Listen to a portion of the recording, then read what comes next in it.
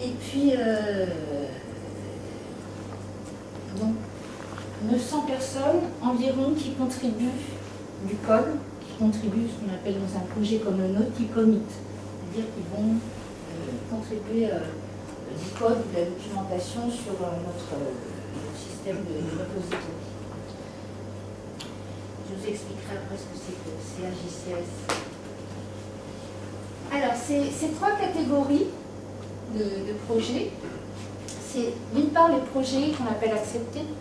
Dans notre projet, on ne parle qu'en anglais, puisque c'est international. Donc, toute notre communication se fait en anglais. Donc, les projets acceptés, c'est les projets qui sont bien établis et qui représentent en général le corps développement, c'est-à-dire développement du traitement de texte, développement du tableur, développement du framework, de l'infrastructure.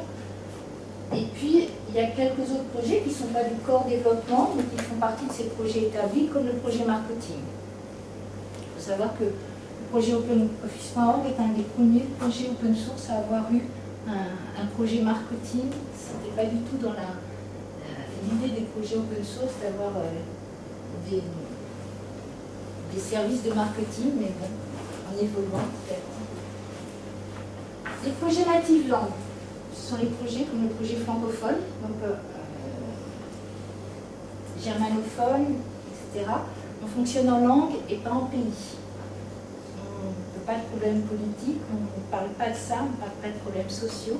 On parle de problèmes de culture, puisque une localisation, une traduction du logiciel, pour certains pays, pour certaines langues, ça permet de les fixer.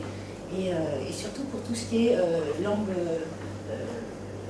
la tradition orale, notamment dans les langues africaines, ça permet de fixer ces langues et ça permet aux gens de s'exprimer. Donc on fonctionne qu'en projet de langue. Et la troisième catégorie, qui est le projet incubateur, alors ça c'est les idées qui peuvent naître et qui peuvent être bonnes, mais qui peuvent être mauvaises, donc on va les laisser incuber un petit peu le temps qu'elles se révèlent et puis qu'on voit si elles sont viables ou pas, parce qu'un projet qui n'est pas viable, c'est toujours mauvais quand il se casse la figure. Ça fait du bien à personne, donc on préfère qu'il fasse ses preuves avant de vraiment lancer l'infrastructure nécessaire au projet. Et puis, ça peut être aussi des projets qui n'ont pas besoin d'un site web, de mailing list, parce qu'un projet, c'est ça. Hein, c'est non seulement des gens qui travaillent, mais aussi c'est tout un ensemble d'outils qu'on met à disposition.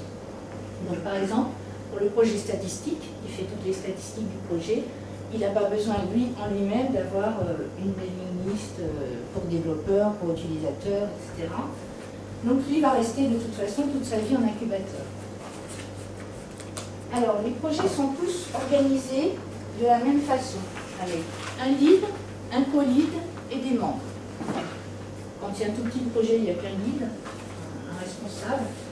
Et quand c'est des gros projets, comme le projet francophone, il y a un responsable et un co-responsable. Ces projets, ils sont ensuite découpés en sous-projets. Par exemple, pour le projet marketing, vous avez un projet art qui s'occupe de tout le graphisme de OpenOffice.org, les nouveaux splash screens, je ne sais pas comment on dit ça en français. Vous savez, quand on ouvre le logiciel, il y a un écran qui s'affiche, c'est eux qui s'occupent de ce design-là. Tout ce qui est outils de communication, c'est pareil. Events, c'est le sous-projet qui s'occupe de l'organisation de tous nos événements. Cette année, notre conférence internationale est à Pékin, et donc c'est ce projet-là qui va s'occuper d'organiser le voyage de tout le monde à Pékin. Pareil pour les projets native langue, hein, le projet francophone a des sous-projets, un sous-projet d'assurance qualité, un sous-projet de documentation, un sous-projet marketing également, et un sous-projet localisation pour la francisation du produit. Ce projet-là, qui s'appelle LDCEN, c'est le raccourci de localisation. Vous savez, on a G11L pour globalisation, à chaque fois on prend la première et la dernière et le nombre de lettres. Donc localisation, qui est un petit peu entre les deux, puisque à la fois c'est un projet qui est accepté, hein, qui a toute sa raison d'être, mais en même temps qui est très proche des projets en langue native, puisque ça ne s'occupe que de traduction. Voilà pour ces. Ça va? Je vais pas trop vite? Non? C'est super, à chaque fois je me trompe. Alors, pour organiser tout ça, il y a ce qu'on appelle un community council. C'est un peu le comité de pilotage du projet qui va au quotidien gérer la vie de tout cet ensemble de projets, l'organisation. On ne va pas s'occuper de ce qui va être dans la suite demain. Par contre, on va s'occuper du trademarks, qui peut utiliser les marques Oconofisc maintenant, qui peut utiliser le logo. On va s'occuper de la licence, qui a le droit d'ajouter des choses ou pas, de gérer les conflits qui sont dans le projet, parce que ça arrive, de gérer les relations avec les communautés extérieures également, ou les éditeurs, les contributeurs. Donc il est composé de 9 membres, donc 5 qui viennent des projets qui sont des leads de projets acceptés. Donc dans cette catégorie-là, l'ensemble des projets qui font partie de cette catégorie vont élire 5 leads qui seront présents au Community Council.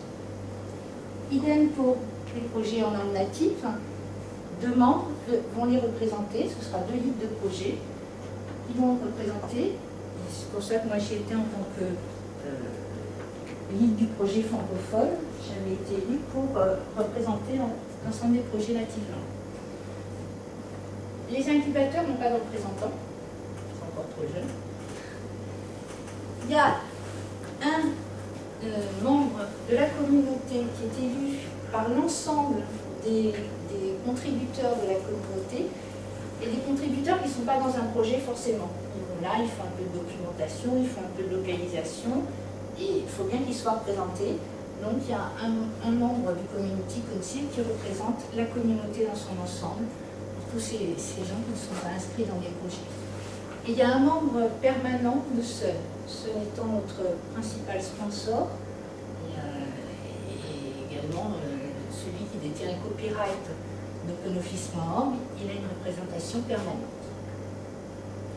Et puis là, il y a ce qu'on appelle l'Engineering Steering Committee, qui est composé d'ingénieurs, développeurs, et qui vient en appui du Community Council sur tout ce qui est question de code et d'intégration de code, parce que nous, on n'est pas forcément tous des développeurs et on n'a pas forcément tous la connaissance. Donc, savoir si GCC, telle version est open source ou pas, si la licence peut arriver dans le code ou pas, voilà, c'est des petites choses comme ça. C'est surtout à ces niveaux-là. Et puis savoir, par exemple, si une langue ne peut pas être délivrée à temps, est-ce qu'on impacte tout le projet ou pas, au niveau du processus de développement des versions et livraison des versions. Des choses comme ça.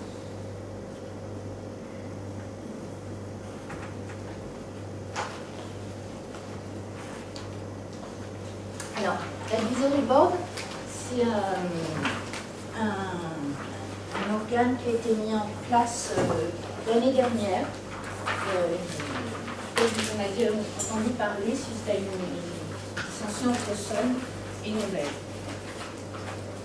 Et donc, on a jugé opportun de faire en sorte que tous les grands éditeurs qui participent au projet puissent communiquer entre eux, et à des moments où ils se retrouvent et ils parlent des problématiques du projet, de façon à ce que la communauté ne soit pas impactée par des problèmes politiques ou sociaux ou économiques, et qu'elle puisse travailler sereinement et à développer son code, faire sa documentation, ses traductions, etc. Mais elle n'a pas à s'occuper des problèmes qui peuvent apparaître entre les éditeurs, qui sont des contributeurs du projet, qui font partie du projet, mais ce n'est pas vraiment son rôle.